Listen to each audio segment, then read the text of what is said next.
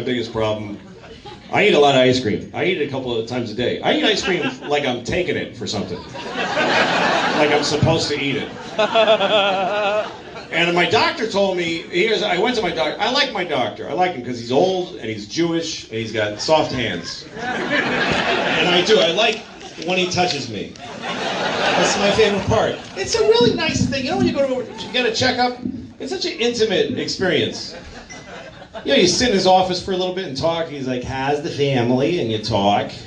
And then at some point he goes, okay, well, why don't you go ahead and take your clothes off? It's the only conversation that begins, how's your family? And ends, why don't you go ahead and take your clothes off? And he has to put that little handle on it. Why don't you go ahead? Because he can't just go, take your clothes off. So you take clothes off, then he starts, and I have an old-fashioned doctor, so he touches, he does a lot of, you know the doctors that do like a lot of this weird, you don't know what is that?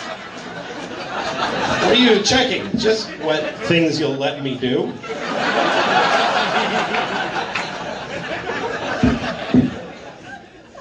And my favorite is when he does this thing. You know when your doctor does, oh, that's such a beautiful little moment. He gets his face right here, and he just goes, looks at me with love and concern.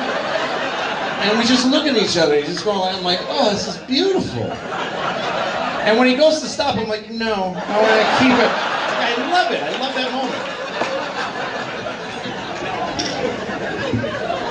I like when he tests like my reflexes and stuff, because I get really proud of my results. I suspect I might be amazing in those ways. Like, you know when your doctor pushes down your toes? And he says, don't let me push your toes down. And I'm like, and I really want him to be impressed, though. I want him to go like, oh my God. No one has ever resisted my hands. Sir, your country needs you. I want him to get on the phone. No, I couldn't push his feet down at all. Not at all. Yeah, get here quickly.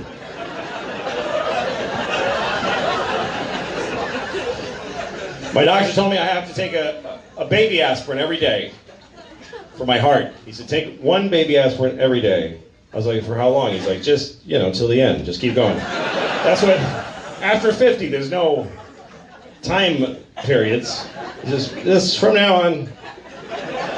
It's like I just bought a coat. I was like, this is my last coat.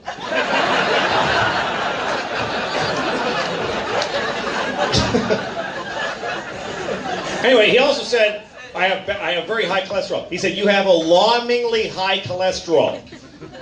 I said, how high is my cholesterol? He said, it's supposed to be 70. That's my number, that I'm supposed to have 70. He said, I said, what's my number? He said, all of it.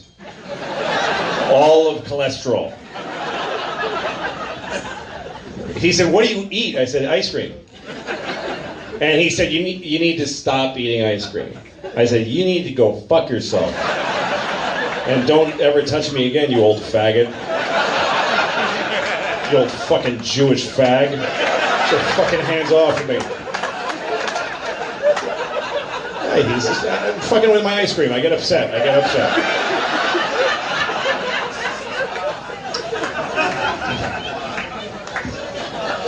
Anyway, yeah, I wouldn't stop eating ice cream for anything.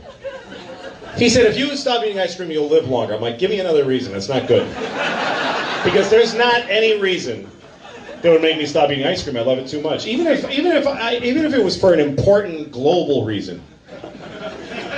Like if somebody said to me, if you stop eating ice cream, every orphan will have a home. I would say, first of all, I don't believe you. And even if it were true, I wouldn't do it.